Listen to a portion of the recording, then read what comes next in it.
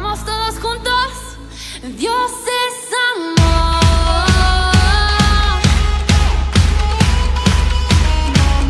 Dios es amor.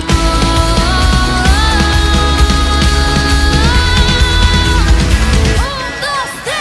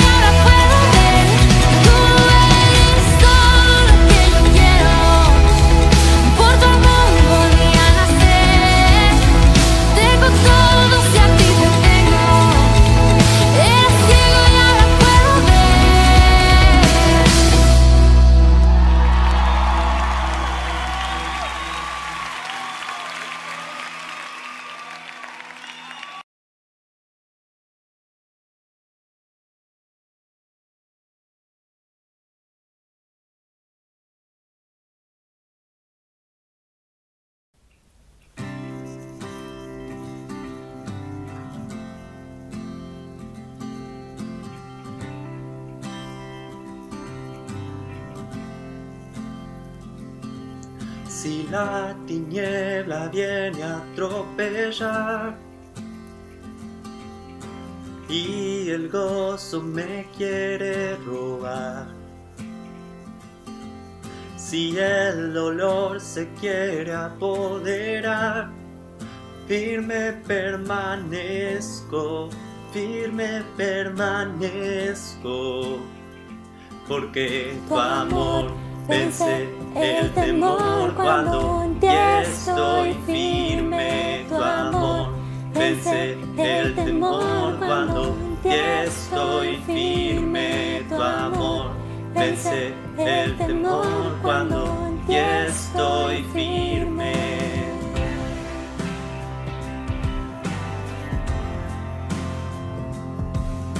La vergüenza no tiene lugar y las mentiras no me atraparán. Sin miedo mi pasado dejo atrás. Firme permanezco, porque tu amor vence el temor cuando en ti estoy firme. Tu amor vence el temor cuando en ti estoy firme. Tu amor vence el temor cuando en ti estoy firme.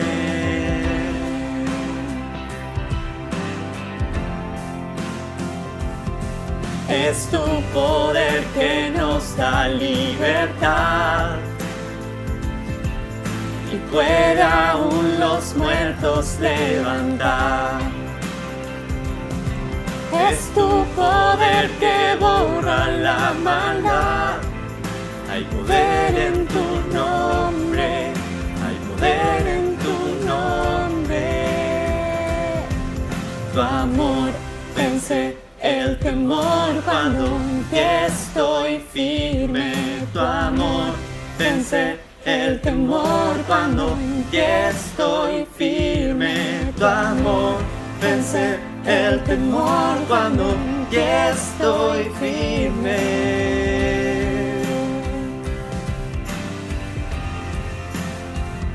Porque tu amor vence el temor cuando en ti estoy firme. Tu amor vence el temor cuando en ti estoy firme.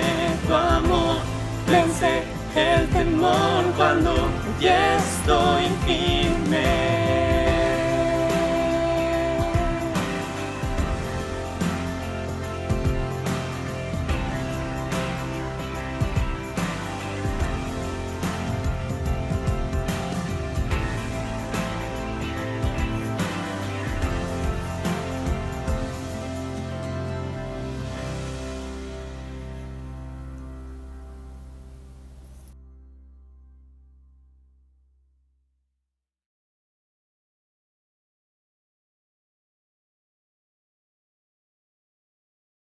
Te recuerdo nuestras redes sociales, Instagram, @ieb.caballito.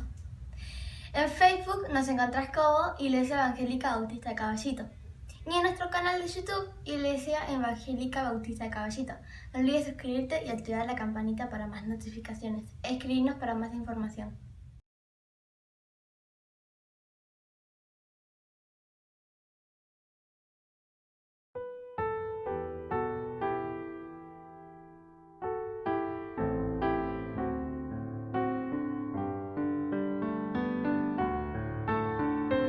En su creación, Dios tiene un plan que reina.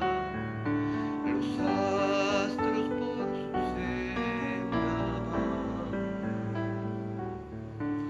Él traza el curso de los grandes ríos.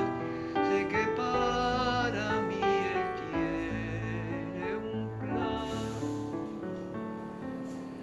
Pondré en las manos de Dios mi ser.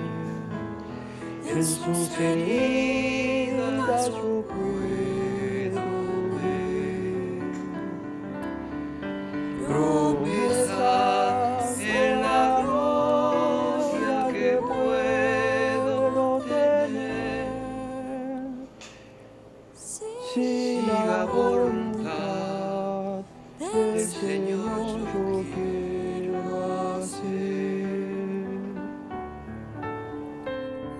La incontable arena, Él conoce las olas guía con poder. El viento sus deseos obedece y las plantas hace florecer. Pondré en las manos de Dios mi ser. En sus heridas yo puedo ver promesas de la gloria que puedo tener. Si la voluntad del Señor yo quiero hacer. Su voluntad da gozo a la vida, es fuente de la bendición. Si llega prueba dura y tan temida, Él es quien da paz al corazón.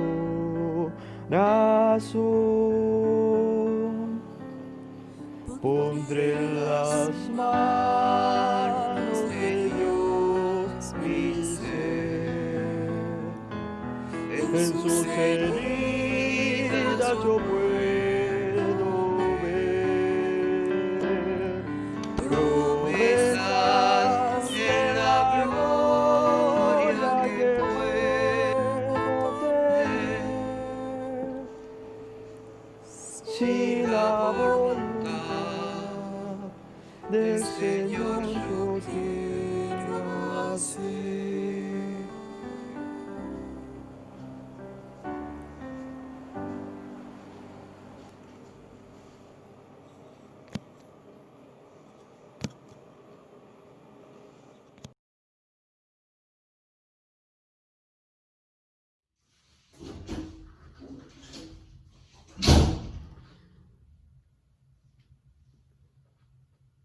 Muy buenos días.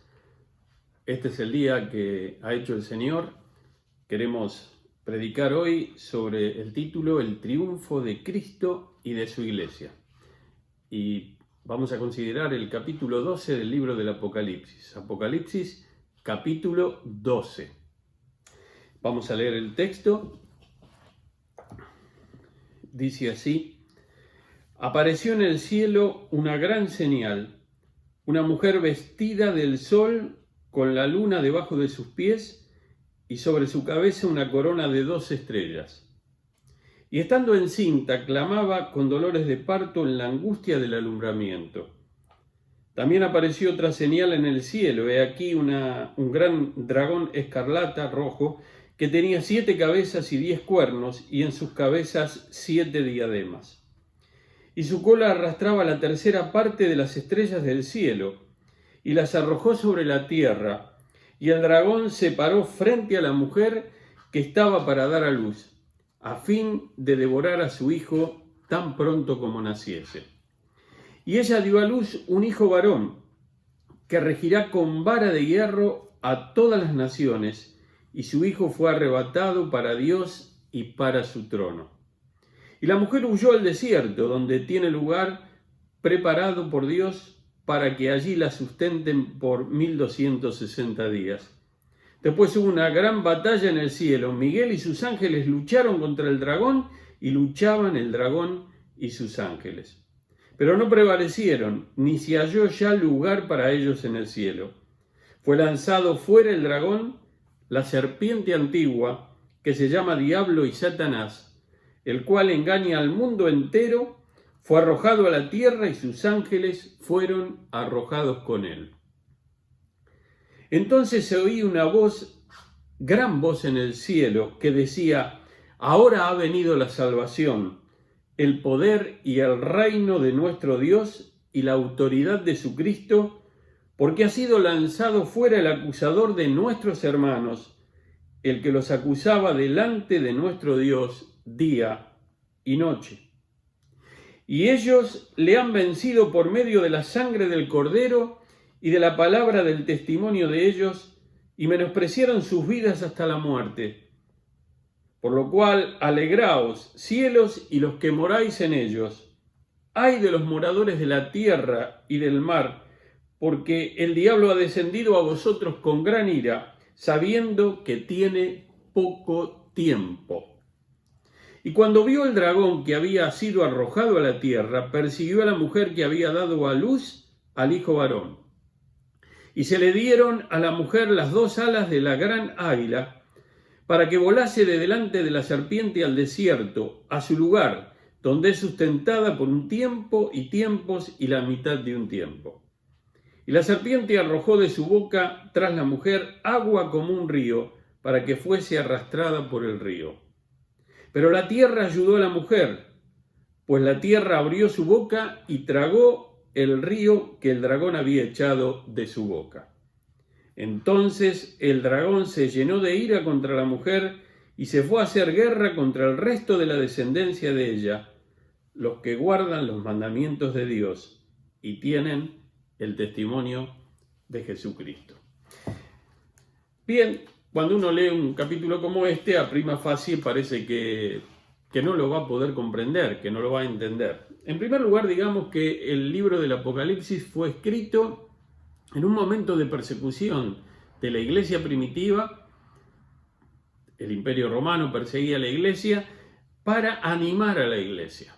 Lo que este libro nos muestra en definitiva es la victoria de Dios, no solamente la victoria final, sino nos presenta al Señor sentado en un trono y a su Hijo Jesucristo, quien ha vencido en la cruz del Calvario y ha resucitado obviamente de los muertos al tercer día y ha ascendido a los cielos desde donde Él intercede por nosotros.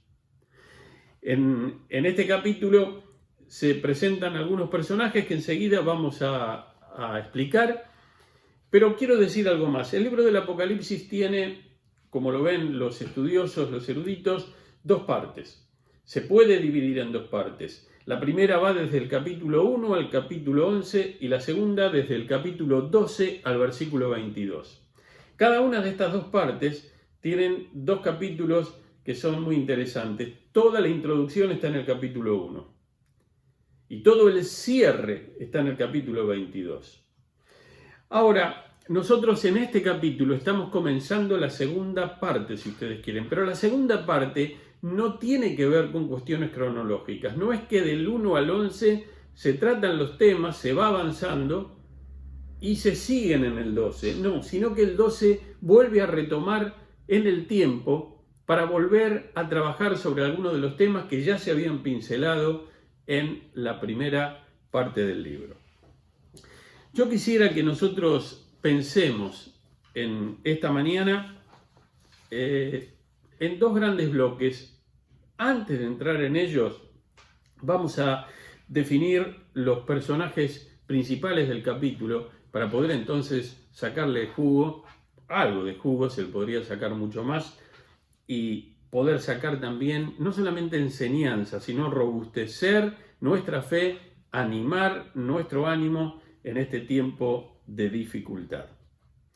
Aparece al comienzo del capítulo, dice que aparece una señal en el cielo. En este capítulo se va a ir habiendo una transición entre el cielo y la tierra.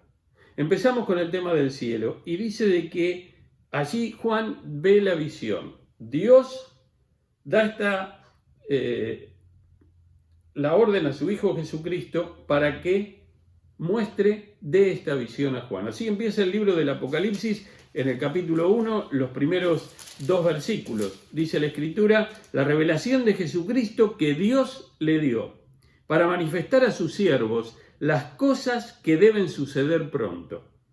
Y la declaró enviándola por medio de su ángel a su siervo Juan, que ha dado testimonio de la palabra de Dios y del testimonio de Jesucristo y de todas las cosas que ha visto. Y termino el párrafo: bienaventurado el que lee y los que oyen las palabras de esta profecía y guardan las cosas en ella escritas, porque el tiempo está cerca. Vamos otra vez al capítulo 12.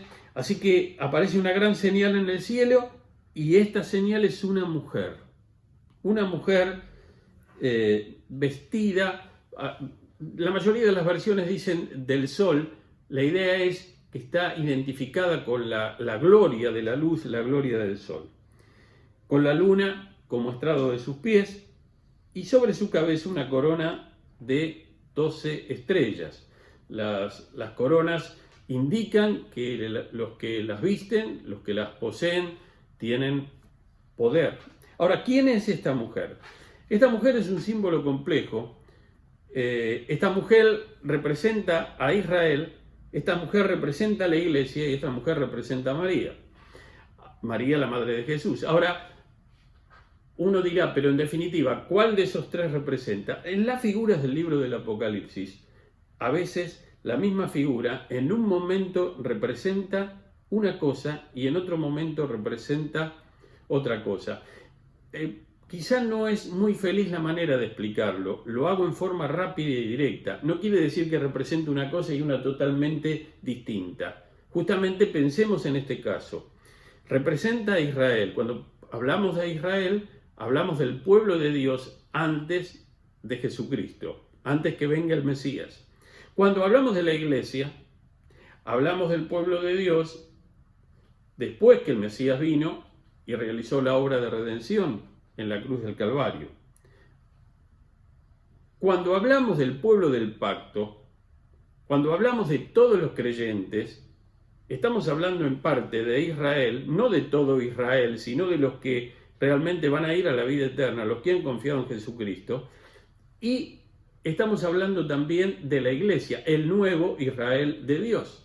En la vida eterna no solamente van a estar los que vivieron de la cruz de Cristo desde su resurrección hasta nuestros días o hasta que el Señor cierre la historia, sino también los santos y santas del Antiguo Testamento que creyeron a la palabra de Dios, van a ser salvos por fe en la promesa de Dios del Mesías y de lo que había de venir. Le creyeron a Dios. Y los que estamos después de la cruz también somos salvos por fe, porque le hemos creído también a Dios. Es el denominador común de los salvados. Nosotros tenemos mucha más luz, porque ya Jesucristo vino, el Mesías llegó, vino por primera vez, murió en la cruz del Calvario y pagó nuestra deuda de pecado con Dios. Repito entonces, la mujer representa a Israel, representa a la iglesia, representa a María, y enseguida vamos a seguramente ver cómo esto juega en el pasaje. En segundo lugar, va a hablar aquí de un dragón, porque dice el versículo 3 que apareció otra señal en el cielo, que era un dragón. Obviamente que estas son señales, ¿sí? ¿Qué característica tenía este dragón, o quién era este dragón? Porque dice que era un dragón rojo, escarlata, que tenía 7 cabezas y 10 cuernos, y en sus cabezas 7 diademas. Este dragón representa el poder de Satanás. Podríamos decir que representa a Satanás porque más adelante hay una definición acerca del dragón. Dice el versículo 9 que este dragón es la serpiente antigua que se llama Diablo y Satanás. La serpiente antigua es la que figura en Génesis capítulo 3, al comienzo de la Escritura. ¿Cómo se manifiesta este dragón en la historia? En toda la historia de la redención, en la historia de la iglesia, hasta nuestros días y hasta que Jesucristo venga, oponiéndose al pueblo de Dios. Así que el dragón representa Satanás con su poder. Fue expulsado del cielo por la muerte de Cristo, como enseguida vamos a ver, y aún sigue persiguiendo a la iglesia. Pero una de las cosas más lindas de este pasaje es que este pasaje da esperanza. Pero tal vez la esperanza, etimológicamente hablando, no llega a representar lo que este capítulo dice, porque más que esperanza, está diciendo el Señor, le está mostrando el Cristo resucitado las cosas que van a suceder. Y cuando Dios dice que algo va a suceder, sucede. Para Dios no hay ni verbo en tiempo pasado, ni presente, ni futuro. Porque para Dios todo el tiempo no existe. Lo que va a suceder, lo que para nosotros está en el futuro, para Dios ya fue. Porque nadie puede cambiar los designios soberanos de Dios. Dios protege a los suyos. Vamos a ver ahora, en esta mañana, vamos a compactar la enseñanza y compactar el mensaje en 2 puntos que vamos a subdividir. Hemos visto que la mujer entonces representa a Israel, representa a la iglesia, representa también a María, la madre de Jesús. Hemos visto que el dragón representa a Satanás. Y también aparece otro grupo aquí a lo largo del pasaje que representa a los creyentes. Aquí están identificados los creyentes en Jesucristo. Es decir, también en este momento de la historia, nosotros que somos seguidores de Jesucristo y que hemos confiado en Él. Vamos a pensar y mirar lo que el pasaje nos dice acerca de Satanás. El título del mensaje es La victoria o el triunfo de Cristo y de su iglesia. Pero si hay un triunfo de Cristo, tiene que haber un derrotado. Si alguien gana, otro pierde. Y el derrotado en este capítulo es el diablo, es Satanás. Y yo quiero que ustedes miren, vamos a ir al versículo 9, sería muy bueno que tengan las Biblias abiertas durante todo el mensaje en este capítulo. Vamos a ir al versículo 9, y en el versículo 9 se va a decir 3 veces, se mencionan 5, frases que están marcando la derrota del diablo. Dice, y fue lanzado fuera el gran dragón. El dragón fue expulsado, dicen algunas versiones, o fue arrojado. Dice, fue lanzado fuera el gran dragón. Primera vez. Segunda vez, el gran dragón, la serpiente antigua, que se llama Diablo y Satanás, el cual engaña al mundo entero, fue arrojado a la tierra. Fíjense que esto comienza en el cielo y cuando se produce esta batalla, entonces pasamos a otro escenario, al escenario terrestre. Fue echado del cielo. Y en tercer lugar va a decir en el versículo 9, y sus ángeles fueron arrojados con él. Así que este verbo de expulsión, de arrojar, este verbo que dice la Reina Valera, a veces dice lanzado, después dice arrojado, se menciona en el versículo 9 2 veces aplicado al diablo a Satanás y una vez a los ángeles caídos, es decir, a los que fueron arrojados con él, a los ángeles malignos, es decir, a los demonios. Después va a aparecer en el versículo siguiente, en el versículo 10. El versículo 10 va a decir que fue echado el acusador de los hermanos. Dice, entonces oí una gran voz en el cielo que decía, ahora ha venido la salvación y el poder y el reino de nuestro Dios y la autoridad de su Cristo, porque ha sido lanzado fuera el acusador de nuestros hermanos, el que los acusaba delante de nuestro Dios día y noche. Aquí se le llama el acusador, el adversario. El término que aparece en el Antiguo Testamento, que se traduce a veces literalmente como Satanás, significa en hebreo el adversario, el acusador de nuestros hermanos. Por eso se lo llama Jesucristo también en el Nuevo Testamento, entre tantas roles, entre tantas definiciones acerca de su persona y de su ministerio, Jesucristo es nuestro abogado defensor. El Espíritu Santo también lo es el Paracleto, pero también se le asigna esta función al Señor Jesucristo. Fue echado el acusador de nuestros hermanos. Y en el versículo 13, lo va a decir por quinta vez, dice, y cuando vio el dragón que había sido arrojado a la tierra, persiguió a la mujer, que representa a Israel, que representa también a María en este caso, y que también representa para nosotros la iglesia, que persiguió a la mujer que había dado a luz al hijo varón. Dice, y cuando vio el dragón que había sido arrojado a la tierra, en la tierra, ¿arrojado de dónde? Del cielo. Entonces, en la tierra persiguió a la mujer, persiguió a la iglesia, persiguió al pueblo de Dios. Ahora, la Biblia nos dice, nosotros comenzamos a leer Génesis capítulo 1, en el principio creó Dios los cielos y la tierra, se relata la creación 2 veces, hay un relato de la creación en el capítulo 1, otro relato de la creación en el capítulo 2, y entramos al capítulo 3, donde allí aparece Satanás, la serpiente antigua.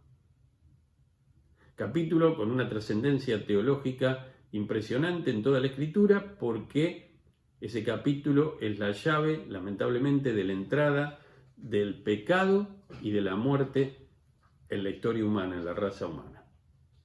Y allí, la Biblia, si uno la quiere ver también desde esta forma, tiene sus 2 primeros capítulos donde todavía el hombre no cayó. Fue creado imagen y semejanza de Dios. Adán, el primer ser viviente, Eva, creada, dice la Escritura, de una manera tan poética y tan hermosa, de una costilla del costado de Adán. Y el Señor se la presenta. Génesis 1, Génesis 2. De Génesis 3 al final de la Biblia está el acusador de los hermanos, está el diablo, está el padre de la mentira. Ahora, en este capítulo vamos a leer varias cosas. En primer lugar, este capítulo, como el libro del Apocalipsis, está manifestando la lucha que hay entre el bien y el mal, las huestes de Dios y las huestes de Satanás. Este texto también nos va a decir que en el versículo 4, fíjense cómo habla de Satanás y de sus secuaces, sus demonios, dice, y su cola arrastraba la tercera parte de las estrellas del cielo. Por eso hablamos del poder de lo que el dragón representa, que es el diablo. Y las arrojó sobre la tierra. ¿Para qué las arrojó sobre la tierra? ¿Para qué arrojó? Acá las estrellas representan a los demonios. ¿Para qué los los ángeles caídos? Para hacerla contra al Señor y para hacerla contra a sus seguidores, a su iglesia. Y el dragón se paró frente a la mujer que estaba para dar a luz a fin de devorar también a su hijo. Antes de seguir con esto, estamos pensando entonces en la derrota de Satanás. Aquí vemos que él fue expulsado. El libro de Job nos dice en el capítulo 1 y el capítulo 2 que Satanás se presenta para acusarlo a Job. Nosotros vemos cómo él trabaja a lo largo, en algunos de los pasajes, en algunas de las rendijas que tenemos en la Escritura, haciendo no solamente en forma directa que el pueblo de Dios sea tentado y caiga y se aleje de Dios y no cumpla los propósitos de Dios, sino que él también utiliza otros recursos y aún hombres de carne y hueso para hacer caer a hombres y mujeres de carne y hueso que son seguidores de Jesucristo y en la antigüedad que formaban parte del pueblo de Dios. Él fue expulsado. ¿En qué momento fue expulsado? Bueno, no sabemos exactamente en qué momento fue expulsado, pero lo que sí sabemos que no es que fue expulsado en el tiempo del fin, que todavía no llegó porque estamos leyendo el libro del Apocalipsis, porque recuerden una cosa. El libro del Apocalipsis se escribió a la iglesia del primer siglo para animarla. Quiere decir que ellos cuando leyeron este libro lo comprendieron. Este libro tiene encriptado el mensaje, justamente es característica de la apocalíptica. La apocalíptica judía, que no solamente incorpora el libro del Apocalipsis o tiene como parte el libro del Apocalipsis, sino las profecías de Daniel, parte de las profecías de Ezequiel. Hay algunos trozos también de la profecía de Zacarías que tienen que ver con este estilo. Y esto de tener encriptado el mensaje, es encriptado tal vez para nosotros que no vivimos en el primer siglo en algunas cosas, pero para ellos no lo era. Cuando esto era leído, porque no tenían una copia del Apocalipsis como nosotros tenemos en nuestras Biblias, ellos comprendían lo que se les decía, comprendían la palabra. Y se constituyó justamente, fíjense, el hecho de ser perseguidos por el imperio. El imperio no solamente los perseguía y a veces les quitaba los trabajos, les hacía la vida imposible, sino que los llevaba a la muerte. Hubo persecución a riesgo de la vida y muchos perdieron la vida en la época de la iglesia primitiva en el Imperio Romano. Y no solamente en la iglesia primitiva, en el periodo que se conoce posterior, los que siguieron a los apóstoles se les llama padres. No tiene nada que ver con el término cuando se le usa a un sacerdote católico que le dicen padre. Esto no tiene nada que ver. Se le llama a la generación que siguió a los apóstoles, a esa generación, los padres de la iglesia. Y allí también muchos de ellos murieron en el martirio. Por supuesto que la persecución con martirio siguió a lo largo de toda la iglesia, de toda la historia del cristianismo, y en el siglo XX murieron más personas por la causa de Jesucristo que en los 19 siglos restantes. Así que si el diablo fue expulsado del cielo, ¿qué quiere decir? Ya no podía ser como hizo con Job. Ah, le dijo el Señor, ¿no has considerado a mi siervo Job? Y dicen que estaban en una reunión en la corte celestial, y dice que el acusador, Satanás, le dijo, sí, él te es fiel porque vos lo bendecís, pero sacale todo lo que vos le das. Tocale su familia, tocale esto, tocale lo otro, tocale sus bienes, y vas a ver, empezó primero con lo económico, y vas a ver cómo te deja. Vas a ver cómo te niega, vas a ver cómo ya no va a ser tan fiel. Bueno, ustedes conocen, la mayoría de la gente conoce la historia de Job, o por lo menos lo identifica con el sufrimiento. Así que, con permiso de Dios, y sin darle autorización de que toque la vida de Job, primero se le dio una autorización hasta un límite, después hasta otro, y su salud fue tocada, perdió su esposa, perdió la familia, perdió sus bienes, perdió su salud, no la vida.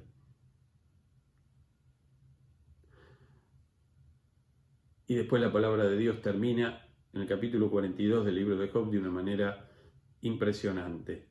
Más ahora mis ojos te ven. Pero, ¿qué quiero decir? Lo importante de Job es enfatizar que en la corte celestial el acusador se presentaba. Hay cosas que no podemos explicar. Pero lo cierto es que en esta instancia se dice que el diablo fue arrojado, ya no está allí. Entonces, ¿qué puede hacer él? Por eso dice Pablo cuando escribe en el capítulo 8 de la carta a los Romanos, ¿quién acusará a los hijos de Dios? ¿Quién acusará? Es una pregunta que tiene respuesta. La respuesta es nadie. ¿Por qué? El acusador de los hermanos ya no está allí. Entonces, tiene que operar aquí en el mundo, y como hemos leído, sabemos que le queda poco tiempo. En el versículo 12 dice, sabiendo que tiene poco tiempo, está enfurecido. ¿Desde cuándo él sabe que le queda poco tiempo? Desde que Jesucristo murió en la cruz del Calvario por tus pecados y resucitó al tercer día de los muertos. Allí comenzó la era de la gracia de Dios, la dispensación de la gracia de Dios, que va a terminar con el segundo advenimiento de Jesucristo al mundo, la segunda venida de Jesucristo, cuando Él venga en gloria, como juez, como rey, como Señor, a juzgar a los vivos y a los muertos y a llevar a su iglesia, que esté en este mundo, reunida con todos los que resuciten en la primera resurrección, para estar para siempre con el Señor. Venimos hace unas horas del cementerio. Tuvimos allí con algunos hermanos, 2 diáconos y otro hermano más, haciendo el entierro, el servicio en el entierro de Luisito Ramírez. Y en un contexto de COVID, en un protocolo, pero lo importante es esto. Leíamos no solo el Salmo 23 y oramos, aunque en nuestra morada terrestre, esta casa, hablando del cuerpo, este tabernáculo, se deshiciere, tenemos de Dios una casa no hecha de manos, eterna en los cielos. Así que en aquel día glorioso, los muertos en Cristo resucitarán primero y tendrán su cuerpo. No es que salen de un freezer que están en el limbo ahora, no, partimos para estar con Cristo. Cuando Luisito partió, no ahora, ni hoy, ni hace 5 horas, en el mismo momento que él partió en el hospital Piñero, fue estar con el Señor, en presencia del Señor. La consumación de la salvación y la perfección se operará cuando Jesucristo venga, y allí resucitará el cuerpo que se unirá al espíritu con minúscula, al alma de Luisito, como de todos los que ya nos han precedido y están en la presencia del Señor. Desde ese momento de la cruz y de la resurrección de Jesús hasta que Jesucristo vuelva, no solo se le llama esto el tiempo de la gracia, es el tiempo final. Son lo que la Biblia llama los últimos días. ¿Por qué le llama los últimos días? Porque en el plan de Dios de salvación y de redención no hay otra etapa más. Por eso tenemos que predicar el Evangelio. Tenemos que hacer discípulos a todas las naciones, enseñar que guarden los mandamientos que el Señor ha mandado, bautizar en el nombre del Padre, del Hijo y del Espíritu Santo a las personas. Este es el mandato que el Señor nos dejó, hasta que Él vuelva. Bien, esta es la derrota de Satanás, pero queremos ser contundentes y terminar en esta mañana con la victoria de Jesucristo. Porque, y a pesar de que podríamos sacar tanta enseñanza en esta mañana de cada uno de los detalles de este pasaje, pero recuerden que lo que empezó en el cielo bajó a la tierra. Ahora lo vamos a ver un poquito también identificado en los subpuntos del último punto del mensaje. Y también entonces nos quedó claro de que el Señor está con nosotros, aboga por nosotros, nos defiende, nos cuida, preserva nuestra salvación y nos ayuda. Y si nosotros caemos, abogado tenemos en Jesucristo. Y si confesamos nuestros pecados porque hemos caído en pecado, dice 1 Juan capítulo 1 versículos 7, 8, Él es fiel y justo para perdonar nuestros pecados y limpiarnos de toda maldad. Él es fiel y justo. Ya no hay lugar para el acusador de los hermanos. Lo que hace el acusador, como no puede estar en la corte celestial acusándonos delante de Dios, nos acusa en nuestra mente, nos acusa en nuestro interior y nos dice, vos sos creyente, vos hiciste esto. Vos le declaraste a Jesucristo toda la lealtad en un momento de tu vida y ahora te comportaste así. Y nosotros, que todos los creyentes somos expertos en fracasos porque todos hemos pecado y pecaremos lamentablemente hasta que Dios nos llame a su presencia, nos sentimos, y somos realmente creyentes, entristecidos cuando vienen estos pensamientos a nuestra cabeza. Pero a veces esto va más allá y nos termina de destruir. Hay personas que no se perdonan. Miren, hay pecados que Dios perdona y no perdona a las personas. Hay pecados que Dios te perdona y vos tampoco te perdonás a vos mismo. No solo que no te lo perdonan terceros, sino que vos no te lo perdonás. Dios es un Dios justo, Dios es un Dios soberano, pero Él es misericordioso, piadoso, lento para la ira y grande en misericordia. ¿Qué es lo que trató de hacer el diablo? También en este texto tenemos 5 puntos que nos hablan de la victoria de Jesucristo.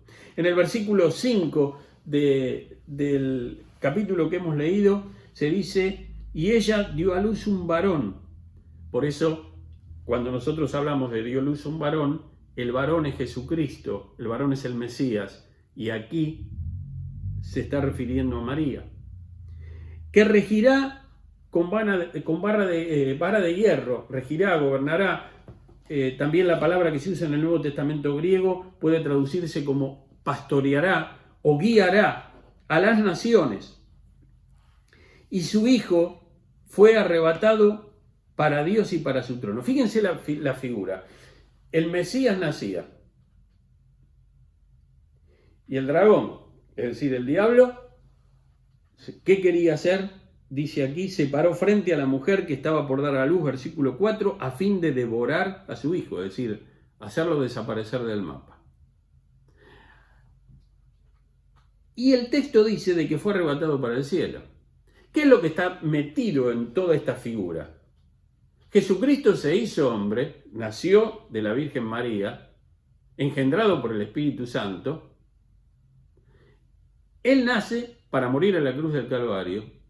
Y alguno dirá, pero el diablo lo mató a Jesús, porque Jesús murió en la cruz. Sí, Jesús murió en la cruz por nuestros pecados, no por los de él, pero resucitó al tercer día y ascendió a los cielos.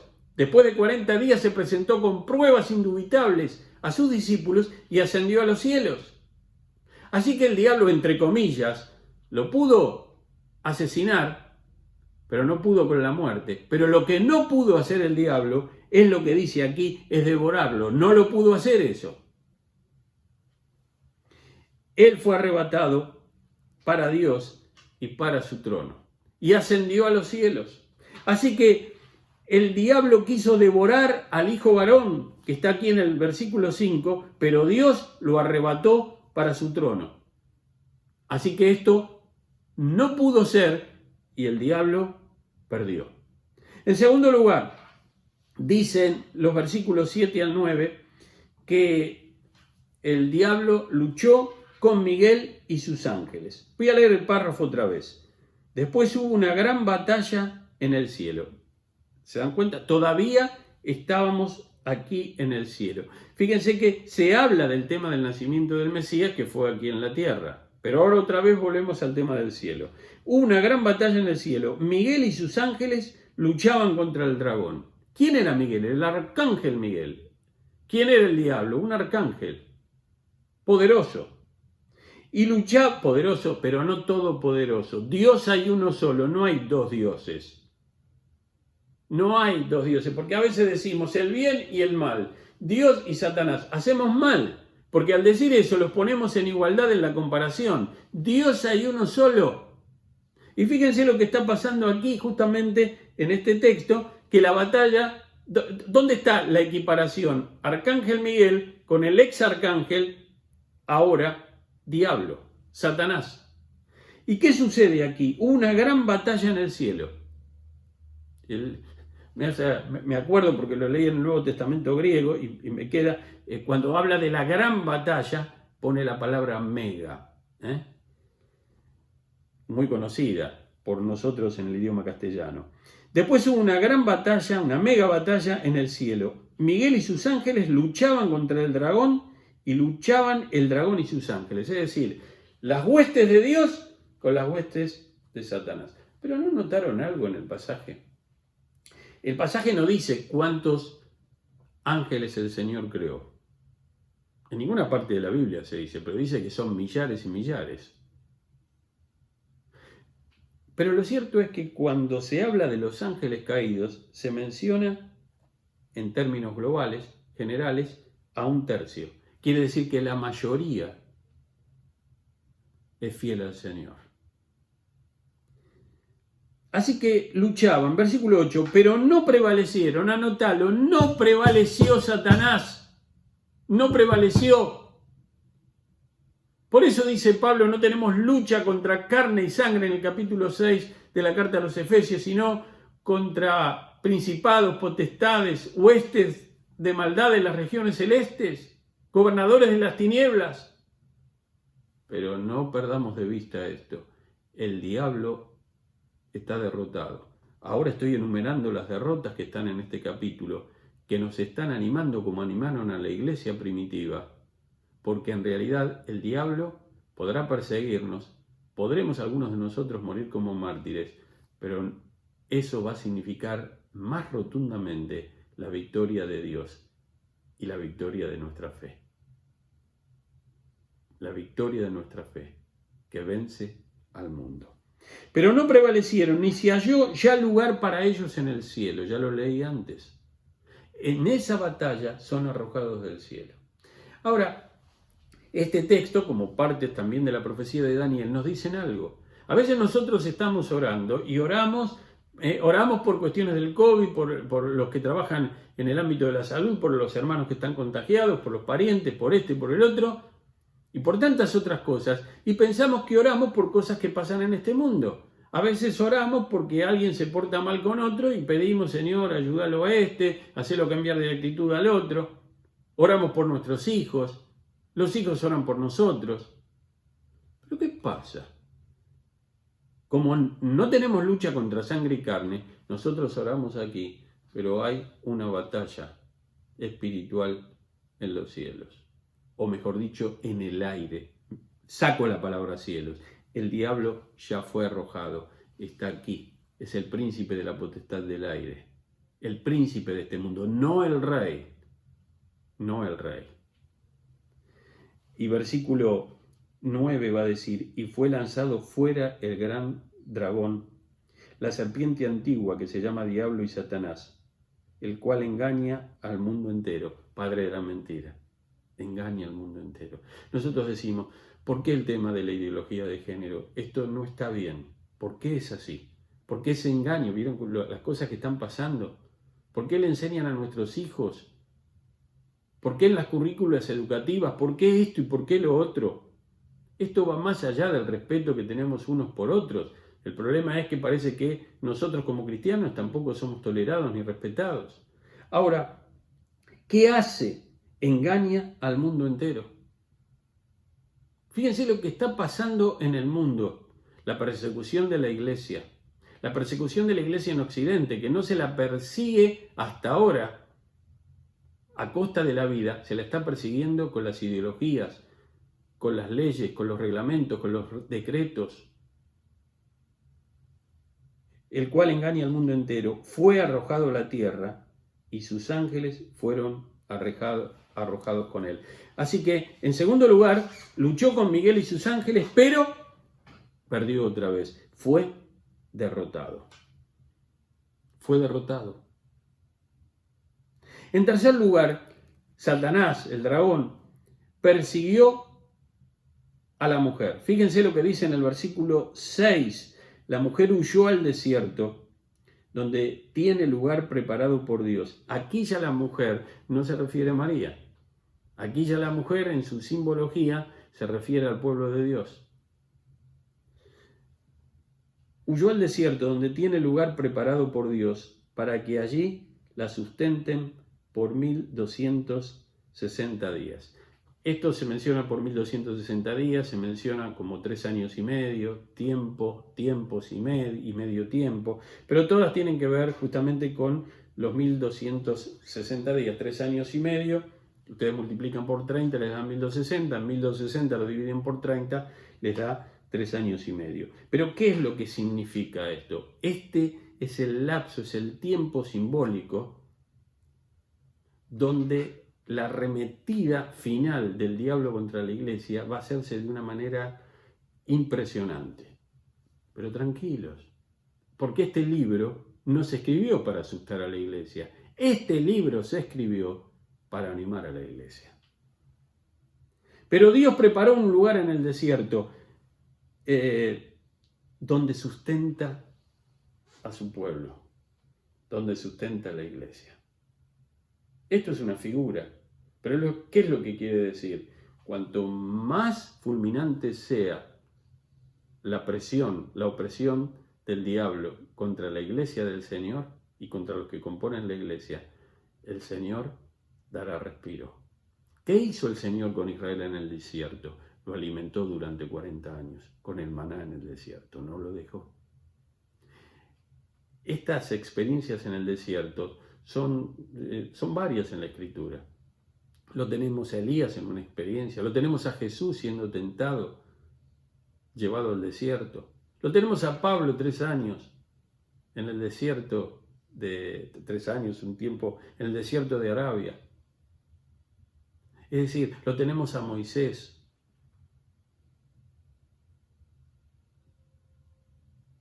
El desierto, ¿qué hay en el desierto? Cuando uno habla no hay nada en el desierto. Yo estuve en el Sahara, pisé con mis pies, empecé el comienzo del desierto, me interné de 100 metros, 150 metros con otra persona que me llevaron y después volvimos porque se me enterraban los zapatos en la humedad aduanera y sigue arena y cielo, arena y cielo, arena y cielo. ¿Qué hay en el desierto? Nada. Nada. Sin embargo, donde parece que no hay nada, el Señor sustenta la vida de su iglesia, sustenta tu vida y sustenta la mía. Cuarto, la serpiente quería ahogar a la mujer. Dice, bueno, en el punto anterior omití leer el versículo 14, lo voy a hacer antes de seguir. Dice, y le dieron a la mujer las 2 alas de la gran águila. Fíjense cómo el Señor usa todos los recursos de la naturaleza, su poder, para cuidar y preservar a sus hijos. Ya quedó asentado el punto con el versículo 6, pero el 14 dice, se le dieron a la mujer 2 alas de la gran águila para que volase de delante de la serpiente antigua que es el diablo, al desierto, a su lugar, donde es sustentada por un tiempo y tiempos y la mitad de un tiempo. Lo expliqué, pero al no leer el versículo 14, esa frase que dice donde fue sustentada es la que le da la robustez bíblica a lo que acabo de decir. Vamos al cuarto punto. La serpiente quería ahogar a la mujer, pero no pudo hacerlo, porque la tierra, y otra vez pensamos en la creación, se traga esa agua, ese caudal, ese torrente que escupe el dragón desde su boca. Fíjense lo que dice versículos 15 y 16. Y la serpiente arrojó de su boca tras la mujer agua como un río, para que fuese arrastrada por el río. Recuerdo hace poco en el sur de Italia, hace unos años atrás, los aludes que se forman donde vienen y baja el río de una manera inesperada, arrastrando piedra, lodo, ha matado gente. El torrente que no se puede parar, ¿no? Estuve varias veces viendo represas, diques, algunos grandes. Recuerdo uno hace poco en Córdoba, el dique Los Molinos, un dique, hay distintos tipos de diques, distintas formas, hay diques que son, digamos, de cota más baja y hay diques que son mucho más altos, que están generalmente en montañas. Este era uno de montaña, 2 montañas, un dique acorazado, embalsaba una cantidad de agua tremenda y la diferencia de nivel entre el agua embalsada y la parte baja es muy grande, son muchos metros. Si se rompiera el dique, el torrente de agua se llevaría puesto a más de un pueblo que está a las orillas del río, ahí en Córdoba o en cualquier lugar donde esto estuviera. El poder del agua cuando arrasa.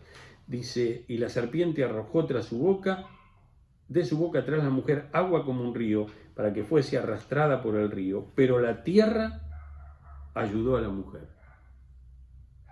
Y la tierra abrió su boca y tragó el río que el dragón había echado de su boca. Esto es lo que ve, lo que se le muestra a Juan. Se le muestra una visión. Por supuesto que no fue la tierra la que salvó a los creyentes, al pueblo de Dios. Es el Señor. Está poniendo la figura. Está diciendo, está haciendo lo imposible el diablo, sabiendo que está perdido.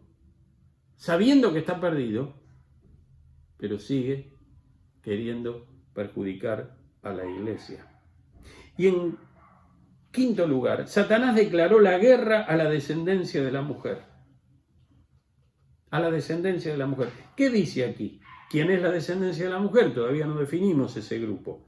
Dice, entonces el dragón se llenó de ira contra la mujer. Fíjense esto, se llena de ira. ¿Por qué? No puede con Jesucristo. No pudo, obviamente, con las huestes del Señor. No pudo con Él en la cruz del Calvario, porque murió y resucitó de los muertos. No pudo con Él en Belén, porque lo quiso matar. ¿Se acuerdan que se tuvo que ir José y María a Egipto 2 años? No pudo con Él en el desierto, donde lo tentó 3 veces. No pudo con el Señor. Por eso Él es nuestro perfecto Salvador. Y tenemos que mirar a Él para que nuestra fe sea fortalecida. No solo miramos a Jesucristo por nuestra salvación, miramos a Jesucristo para el fortalecimiento de la fe, miramos a Jesucristo como ejemplo para nuestra vida, miramos a Jesucristo para cada faceta de nuestro discipulado y de nuestra vida cristiana. El dragón se llenó de ira contra la mujer y él está cargado de ira porque le queda poco tiempo. Y se fue a hacer guerra contra el resto de la descendencia de ella, los que guardan los mandamientos de Dios. Acá están definidos. ¿Quiénes son los que guardan los mandamientos de Dios? Los que forman su iglesia. ¿Quiénes son los que guardan los mandamientos de Dios? Los creyentes, los discípulos de Jesucristo. Nosotros que hemos confiado en Él. ¿Y qué dice? Entonces, como ya no pudo por allí, no pudo en los cielos, bajó, lo echaron, lo expulsaron a la tierra, no pudo con Jesucristo, con el Mesías, con nuestro Señor y Salvador, y entonces Él nos hace la vida imposible ahora a nosotros. Los que guardan los mandamientos de Dios. Miren cómo se define a los creyentes. Al diablo, ¿cómo se lo define? El acusador de los hermanos. ¿Cómo se nos define a nosotros? Nosotros somos, ¿qué sos vos? Un cristiano, pero también podría decir, yo soy uno que guarda los mandamientos de Dios. Yo te pregunto, ¿sos uno o una que guarda los mandamientos de Dios? Y tienen el testimonio de Jesucristo. ¿Cómo que tienen el testimonio? Mantienen el testimonio de Jesucristo. Aquí tengo otra versión, la Biblia de Jerusalén, que dice, entonces, enfurecido contra la mujer, el versículo 17, se fue a hacer guerra al resto de sus hijos, los que guardan los mandamientos de Dios y mantienen el testimonio de Jesús. Mantienen. La versión Reina Valera revisada dice, y tienen el testimonio de Jesús. La Reina Valera 60 dice también, y tienen el testimonio de Jesús. La iglesia siguió obedeciendo los mandamientos de Dios y manteniendo el testimonio de Jesús, aun cuando el diablo se le fue oponiendo de generación en generación. Así que quiso devorar al hijo varón y perdió. Dios lo arrebató a su trono. Luchó con Miguel y sus ángeles, pero perdió, fue expulsado del cielo. Persiguió a la mujer el diablo, pero Dios preparó un lugar en el desierto para cuidar de su iglesia. Quería la serpiente ahogar a la mujer, dice el texto, pero la tierra se tragó el agua, el río, y preservó a la mujer. Y el punto 5 dice, le declaró la guerra a la descendencia de las mujeres, a saber, a los creyentes, a nosotros, pero perdió. ¿Por qué perdió? Porque finalmente la iglesia sigue obedeciendo los mandamientos de Dios y tiene el testimonio de Jesucristo. No, esto no es que la iglesia da testimonio de Jesucristo. A ver, escriba su testimonio. Eso está muy bien y lo tenemos que hacer siempre porque es guardar los mandamientos de Dios. me seréis testigos, sino que el testimonio tiene que ver justamente con la persona de Jesucristo, con lo que Él hizo, no tanto si está aplicado a mi vida o no, sino con lo que Él hizo. Lo que está aplicado a mi vida también es bíblico, es mi testimonio y tengo que hacerlo. ¿Cómo son tus experiencias como cristiano en la lucha con el diablo? Con sus tentaciones, cuando te quiere quitar el gozo. Nosotros cantábamos una canción cuando éramos chicos. El diablo está enojado, hay una razón. El diablo está enojado, hay una razón. El diablo está enojado, hay una razón. Cristo vive en mi corazón y mis pecados son perdonados. Jamás, jamás mis pecados contará. Perdonados por siempre y ante mi mente, nunca más los ha de mencionar. Jamás oiré de los días de maldad. Cristo me ha redimido y ha dado al olvido mi pecar. ¿Cómo vivís la experiencia, querido hermano, de tu lucha cotidiana? Con lo que el diablo pone en tu mente, con lo que el diablo pone en tus ojos, con lo que el diablo hace para desalentarte, con lo que el diablo hace para tentarte. Y quiero terminar, iglesia. Falta poco. Ayer leía que en varios lugares del planeta la luna se vio roja. Me hizo acordar al pasaje del Apocalipsis de Mateo y Marcos, los hechos previos a la venida del Señor. La luna se convertirá en sangre, estará roja. Los astrónomos nos dicen de que la luna se pone roja cuando hay un eclipse de luna, es decir, cuando está el sol, la Tierra en el medio y la luna del otro lado. No pasa seguido porque el plano de rotación de la luna es distinto, es decir, no es paralelo al plano de rotación de la Tierra alrededor del sol, está inclinado, pero a veces sí sucede, a veces se da y quedan alineados. Entonces sucede un fenómeno óptico que hace que la luna se ponga roja. Pero resulta que lo que pasó ayer no era un eclipse de luna, tuvo que ver con unos incendios que hicieron que subieran partículas encendidas que produjeron este efecto. Pero más allá de esto, lo que estamos viviendo en el mundo, ¿cómo están las cosas en el mundo? Ya el mundo estaba muy descompaginado sin el COVID. Ahora por primera vez en la historia tenemos no una epidemia regional, una epidemia mundial, una pandemia. Y todavía no sabemos bien dónde estamos parados. No estoy hablando de la Argentina, estoy hablando del ser humano, estoy hablando de la humanidad, estoy hablando del mundo. ¿Hacia dónde va este mundo? Este mundo está en llamas, como decía el doctor Billy Graham. ¿Qué hacemos nosotros? Confiamos en Jesucristo. ¿Por qué? Porque el enemigo de la iglesia, tu enemigo y el mío, del pueblo de Dios, no te hagas. Viste que a veces decimos, no, mi enemigo es mi compañero de trabajo, mi enemigo es el que me quiso robar, que yo ni lo conozco, mi enemigo es tal cosa, mi enemigo es esto. Él usa a las personas que no tienen a Jesucristo. Pero ¿sabes quién es el verdadero enemigo? El acusador de los hermanos. Pero tranquilo, tranquila, Cristo ha vencido. El poder está en sus manos, todo está sujeto a Él.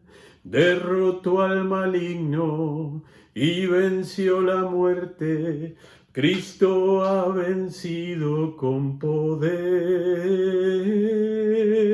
Tiene poder, todo poder.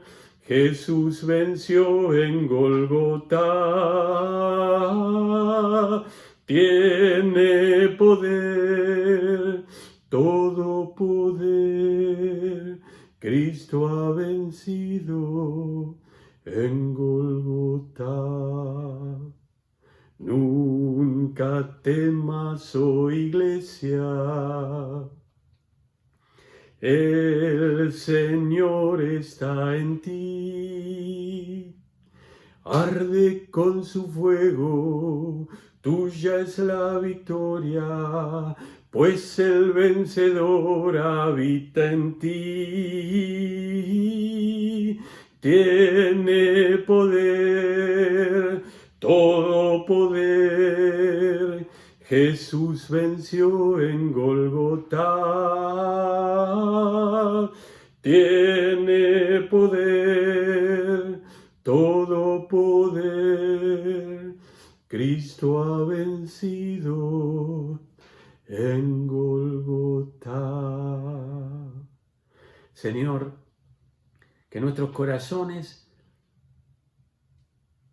salgan de la pantalla de la computadora, del celular, de la tablet, del televisor en esta mañana, llenos de fervor, llenos de gozo, Señor. Como también dice el versículo 12 que hemos leído en esta mañana, gozaos, gozaos, el diablo ya está perdido, el diablo ya está derrotado, le queda poco tiempo, tiene la sentencia sobre su cabeza. Gracias, Señor, porque has vencido. Señor, recordamos las palabras del gran músico alemán cristiano Händel en su oratorio El Mesías y decimos aleluya. Él reinará por siempre y siempre. Él reinará, Jesucristo, por siempre y siempre. Gracias, Señor. Gracias porque llegará el día bendito cuando todos los reinos del mundo pasarán a ser del Señor Jesucristo. Gracias, Señor, porque hemos leído por este capítulo. Gracias porque con este capítulo has inspirado y has alentado a nuestros hermanos de la iglesia primitiva de mediados, un poco más de 2/3 de siglo, del primer siglo. Y ahora, Señor, lo has usado para nosotros como lo has usado a lo largo de la historia. Gracias, Señor, por este libro que no es fácil para nosotros entenderlo, pero cuántas perlas hay, cuántas cosas, hay carne en medio de las espinas, Señor. Ayúdanos a detectarla, comerla, para que nuestra alma sea robustecida, nuestra fe sea robustecida, y nosotros podamos vivir este tiempo de dificultad confiando en ti, confiando en ti. Señor, si nos escuchara alguien que no te tiene, que en esta mañana pueda, Señor, meditar y entregarte su vida y decir, Señor, te necesito. Señor, te necesito. Creo que moriste por mí en la cruz del Calvario. Señor, no sé qué hacer. No puedo cambiarme, no puedo hacerme buena o bueno. Pero entiendo que tú lo hiciste por mí en la cruz. Creo en ti, Señor. Te entrego mi vida y mi corazón. Señor, haz tu obra en esta semana, en este tiempo. Anima a la iglesia. Anima a cada uno de mis queridos hermanos. Anima a la hermana Mari en este tiempo de luto, de dificultad en su vida. Dale fortaleza física y espiritual. Anima a tantas familias por las cuales estamos orando en este tiempo, Señor, que están con problemas laborales, que están con problemas económicos, que están con problemas de ánimo, que están con problemas del COVID. Que tu gracia inunde cada hogar, cada corazón, conforme a nuestra necesidad y a tus planes benditos y eternos. En el nombre de Jesucristo, nuestro Señor y Salvador. Amén. Amén, hermanos. Que Dios los bendiga en estos días, en esta semana.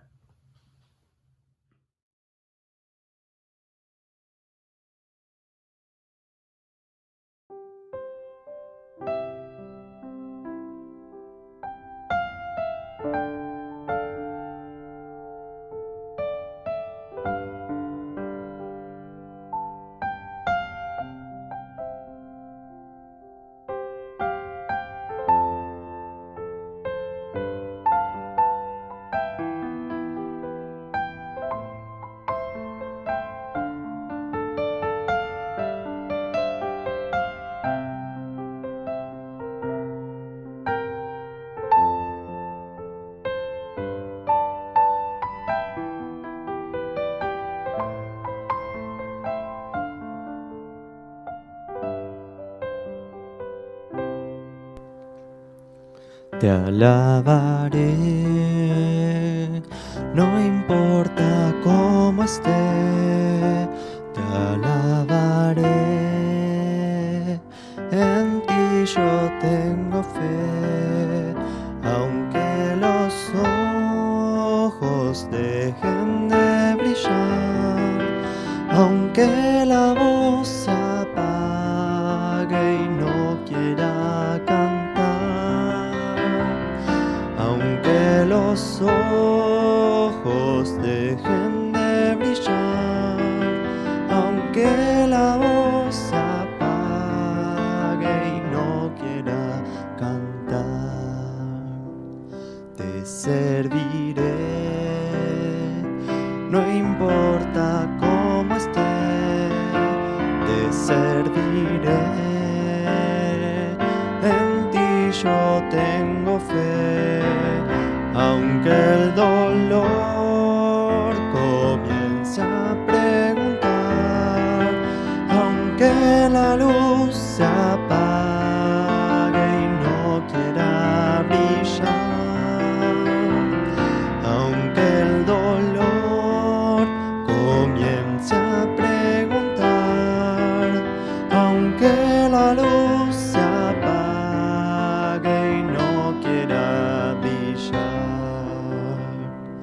me alegraré en Cristo mi Señor, me alegraré en ti mi Salvador. Si alguna vez sin fuerza he de quedar, tú eres mi fortaleza y tú me harás andar. Si alguna vez sin fuerza he de quedar, tú eres mi fortaleza y tú me harás andar.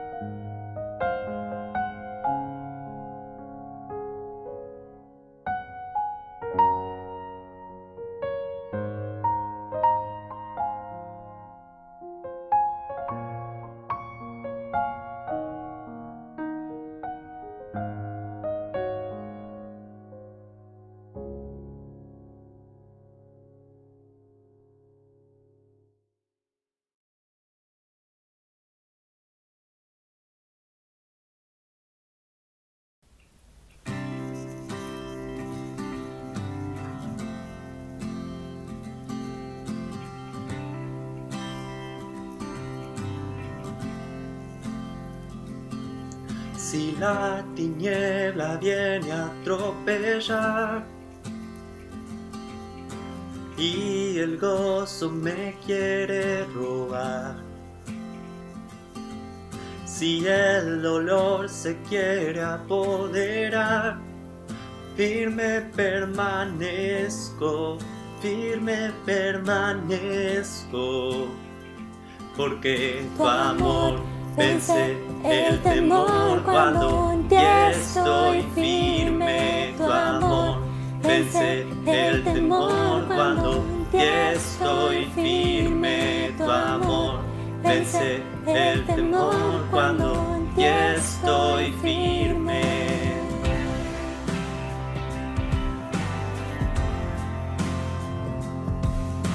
La vergüenza no tiene lugar y las mentiras no me atraparán. Sin miedo mi pasado dejo atrás. Firme permanezco, porque tu amor vence el temor cuando en ti estoy firme. Tu amor vence el temor cuando en ti estoy firme. Tu amor vence el temor cuando en ti estoy firme.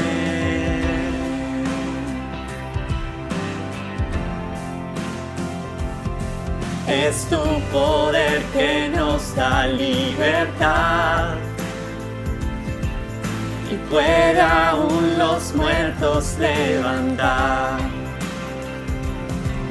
Es tu poder que borra la maldad. Hay poder en tu nombre, hay poder en tu nombre. Tu amor vence el temor cuando en ti estoy firme. Tu amor vence el temor cuando en ti estoy firme. Tu amor vence el temor cuando en ti estoy firme.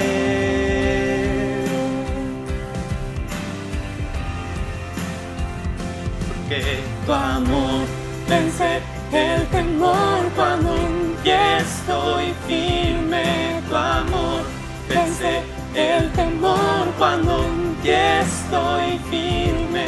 Tu amor vence el temor cuando en ti estoy firme.